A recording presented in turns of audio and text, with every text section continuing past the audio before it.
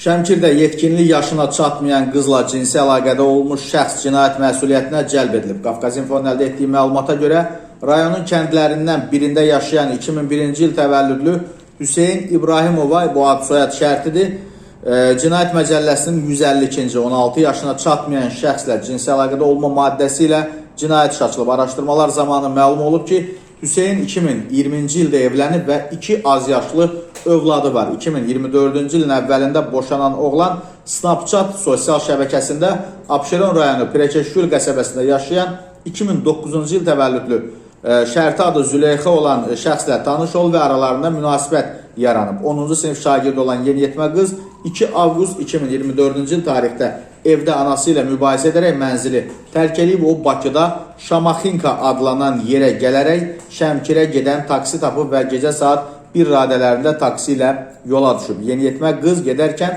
məni yalandan axtarmayın, sevdiyim gəlib məni apardı, axtarsanız da tapa bilməzsiniz şəklində məktub yazaraq evə qoyub.